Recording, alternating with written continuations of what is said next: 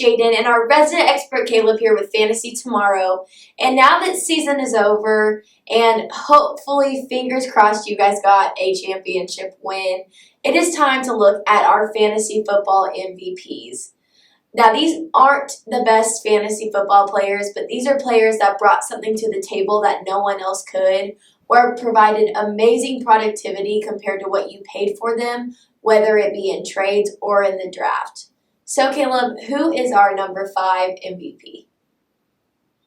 Yeah, so our number 5 MVP is Alvin Kamara. Now, Kamara was a first-round pick in just about every single league, but in most leagues, he was picked after Christian McCaffrey, after Saquon Barkley, after Ezekiel Elliott, and in a lot of cases, after Michael Thomas. Now, none of those 4 players returned that top-tier value due to either injuries or due to poor situations that they found themselves in. Meanwhile, Alvin Kamara returned spectacular value as a top pick, finishing as the number 1 running back in PPR scoring and the number 2 running back in non-PPR scoring. Now, combine that with the fact that he scored 6 touchdowns in Week 16, and that means that he likely single-handedly won you your championship, and his performance is going to go down in fantasy football history forever. All right, so Alvin Kamara obviously was a great choice that provided many fantasy football points. So now that we have our number 5 pick, Caleb, who's our number 4 MVP this season? Yeah, so number 4 is Josh Allen. Allen made huge strides this year. He was a no-doubt MVP candidate, and he ended the season actually being the top scoring quarterback in standard scoring leagues. And really what makes that so spectacular is where he was drafted at the beginning of the season in fantasy football leagues. Now, Allen was very much a mid-round pick. He was often the 6th, 7th, or 8th quarterback that was taken off of the board. So while many people were reaching for Lamar Jackson or Patrick Mahomes, they wanted to get one of those elite quarterbacks at the start of their draft, Allen owners were able to instead use those early picks on other elite players and then wait to get their starting quarterback. Now, Josh Allen he just goes to show that just how valuable it can be to sit back and wait to grab a quarterback in your draft. Yeah, I can only hope that my quarterback I draft next year plays as well as Josh Allen did this year, honestly. So now let's go on ahead and look at our number 3 pick. Yeah, so number 3 is James Robinson. Now, this undrafted rookie running back was the lone bright spot on the Jaguars team.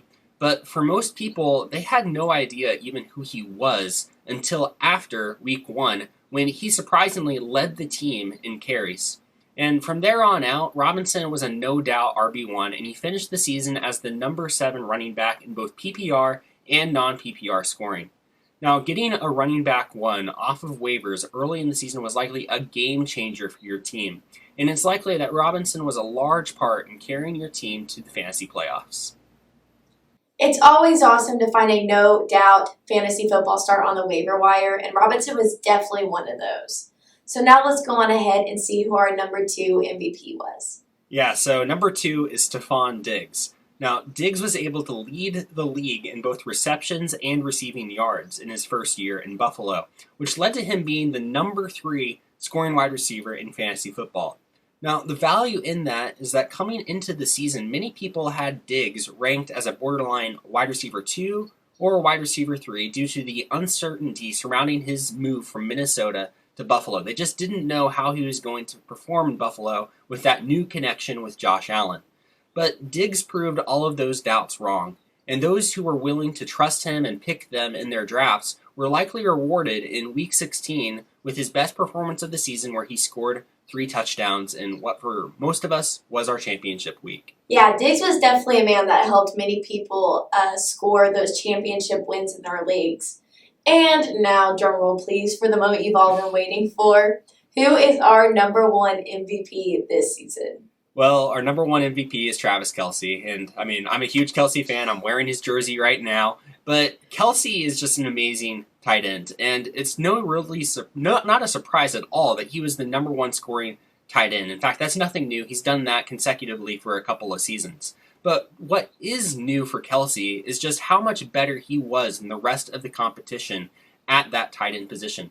through the first 15 games of the season, and we're only going to count those first 15 games because Week 17 doesn't really matter. Kelsey wasn't playing because his team had clinched the 1 seed, and no one really has their Week 17 championship in that matchup anyways. But so just in those first 15 meaningful games, Kelsey had scored 62 more points than Darren Waller, who was the number 2 tight end. So 62 more points than the next best tight end.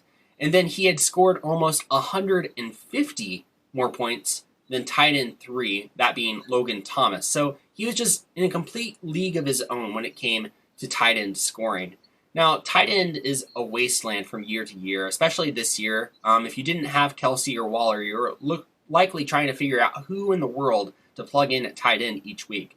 But if you had Kelsey, you were confident that you could plug him into your lineup and he was easily going to go and get you double-digit fantasy points. And that's really saying something from what is often the least predictable position in fantasy football. It is no doubt that Travis Kelce was a fantasy football MVP. Not only in fantasy football, actually. He was an MVP in general, but obviously me and Caleb expected that because we are huge Travis Kelce fans. But guys, it's so important each year to get one of these MVPs in your lineups at some point so they can really help carry you to that league championship. So why don't you guys just keep coming back to Fantasy Tomorrow and letting us help you plan and secure these MVPs in your 2021 fantasy lineups. Thank you guys for a great season and all your support. We really appreciate it. And with that, we will see you guys next time. Bye.